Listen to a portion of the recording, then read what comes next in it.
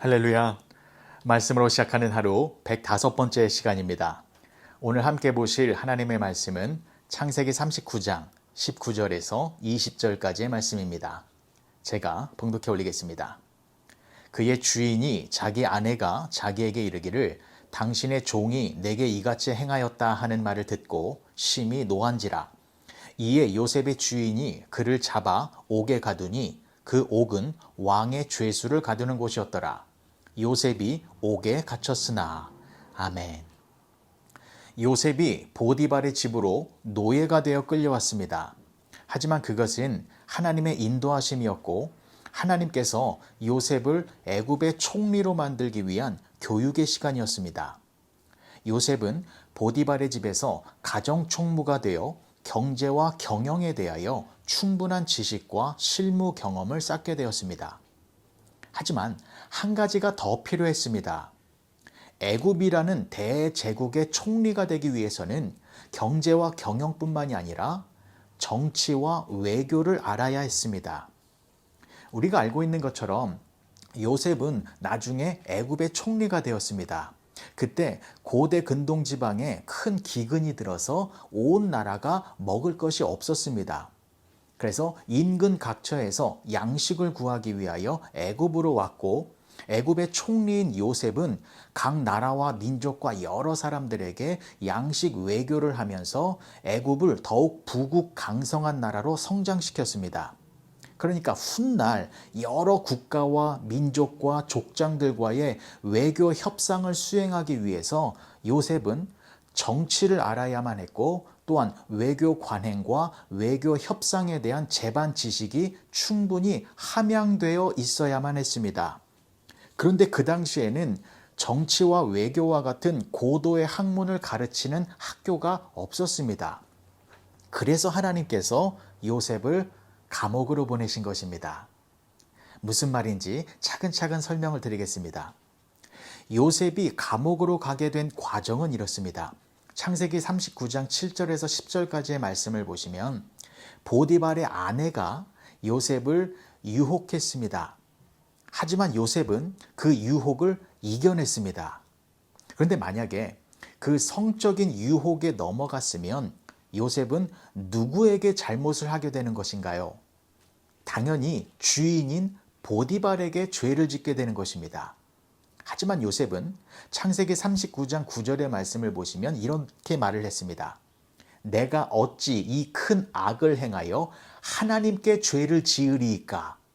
이런 말을 하면서 보디발의 아내와 성적인 관계를 맺는 것은 하나님 앞에서 죄를 짓는 것이다 라고 하며 정중히 거절한 것이었습니다.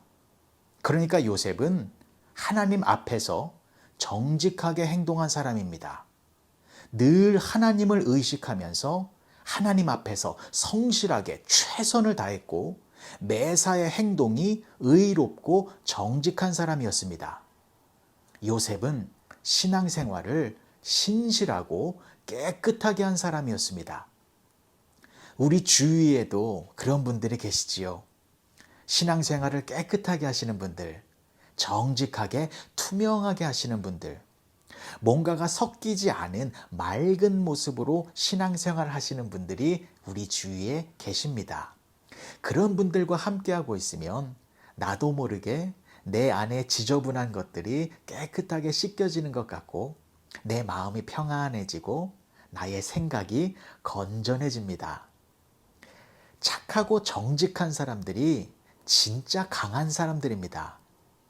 투명하고 맑은 사람들은 보기에는 연약해 보일지 몰라도 실상은 그러한 분들이 굉장한 파워를 가지고 있는 사람들입니다. 그러한 분들이 주변의 사람들을 감동시키면서 선한 영향력을 발휘하고 있기 때문입니다.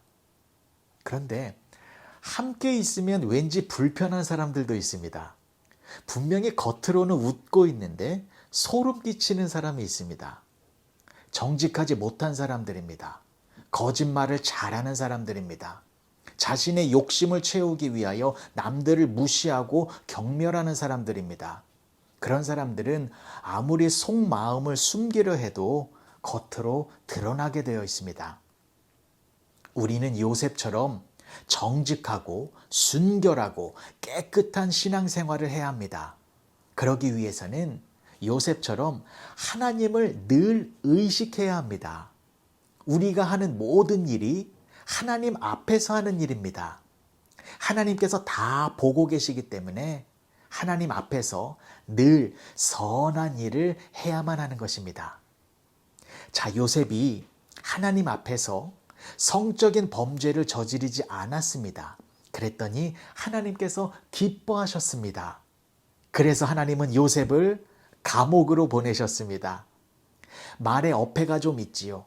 하나님이 기뻐하시면 요셉을 행복한 장소로 인도해 주셔야 하는데 지금보다 더 비참한 감옥으로 보내신 것입니다. 그것도 보디발의 아내가 억울한 누명을 씌워서 요셉이 감옥에 가게 된 것입니다. 그러니까 요셉은 하나님 앞에서 죄를 짓지 않았기 때문에 감옥에 간 것입니다. 하나님 앞에서 성적인 죄를 짓지 않았기 때문에 하나님이 기뻐하셔서 요셉을 감옥으로 보내신 것입니다. 그렇다면 그 감옥은 저주의 장소일까요? 아니면 축복의 장소일까요? 축복의 장소입니다. 왜냐하면 지금 요셉에게 있어서 가장 필요한 것이 무엇이었습니까? 정치와 외교에 대한 지식을 습득해야만 했습니다. 지금까지는 보디발의 가정 총무 일을 하면서 경제와 경영에 대해서는 교육을 잘 받았습니다. 하지만 가정 총무 일을 통해서는 나라의 정치와 나라의 외교에 대해서는 배울 수가 없었습니다.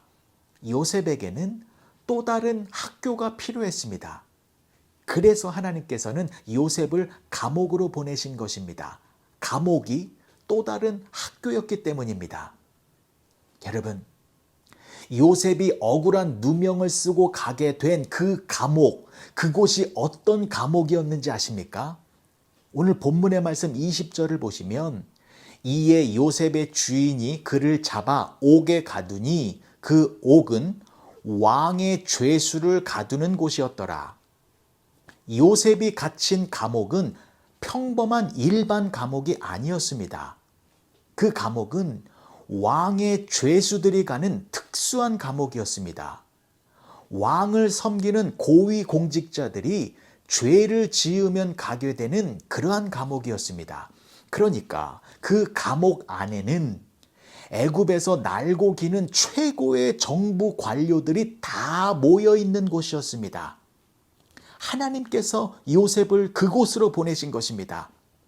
왜냐하면 그 당시에 일반 사람들이 나라의 행정과 정치와 외교를 배우고 알기 위해서는 그곳이 가장 좋은 학교였기 때문입니다. 요셉은 그 감옥에서 누구를 섬겼습니까? 왕의 술 맡은 관원장과 떡 굽는 관원장을 섬겼습니다. 이 두 사람이 누구냐면 바로 왕의 최측근에서 업무를 보던 사람들이었습니다. 그래서 이 두 사람은 애굽이라는 나라의 정치와 행정과 외교와 국방에 대해서 누구보다 잘 알고 있는 사람들이었습니다. 요셉은 감옥 속에서 이 두 사람을 섬기며 자연스럽게 애굽의 총리가 되어질 수 있는 외교적인 지식과 정치적인 능력을 갖추게 된 것이었습니다. 그런데 여기서도 마찬가지입니다. 요셉은 알았을까요? 내가 왜 지금 감옥에 와 있는지, 내가 왜 억울한 누명을 쓰고 감옥에서 이 생고생을 하고 있는지 요셉은 몰랐을 것입니다. 하지만 요셉을 애굽의 총리로 만들기 위한 꿈을 가지고 계신 하나님께서는 그 꿈을 이루기 위하여 요셉을 감옥으로 보낸 것입니다.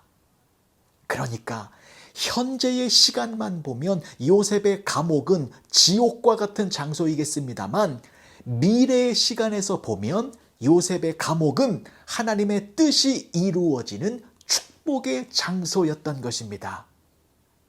하나님은 항상 요셉과 함께 하셔서 요셉을 형통의 길로 인도하셨습니다. 우리도 마찬가지입니다. 하나님이 우리와 함께하고 계십니다. 지금 우리도 감옥과 같은 어둡고 고통스럽고 어려운 현실 속에 있습니다. 하지만 이것을 꼭 기억하셨으면 좋겠습니다. 지금 우리도 학교에 와 있는 것입니다. 이 감옥과 같은 시간을 통하여서 분명히 배우는 것이 있습니다. 하루하루 하나님 앞에서 정직하게 성실하게 최선을 다하여 살아가면 지금의 이 시간 속에서 습득되어지고 경험되어지고 알게 된 것들을 통하여 훗날 하나님의 뜻을 이루는 능력과 힘으로 나타나게 될 것입니다. 습작 없이 대작 없다라는 말이 있습니다. 의미 없어 보이는 습작이 계속되어야 결국 대작이 만들어지는 것입니다. 오늘의 하루의 습작이 쌓여서 하나님의 꿈을 이루는 대작을 만들어 가시는 복된 윌튼교회 성도님들이 되어지시길 주님의 이름으로 간절히 축복합니다. 기도하시겠습니다. 좋으신 아버지 하나님, 은혜를 감사합니다. 요셉은 감옥에서 더 큰 것을 배웠습니다. 오늘 하루 감옥과 같은 우리의 시간 속에서 하나님의 지혜를 발견하고 하나님의 인도하심을 경험하는 우리 모두가 되게 하여 주시옵소서. 예수님의 이름으로 기도합니다. 아멘.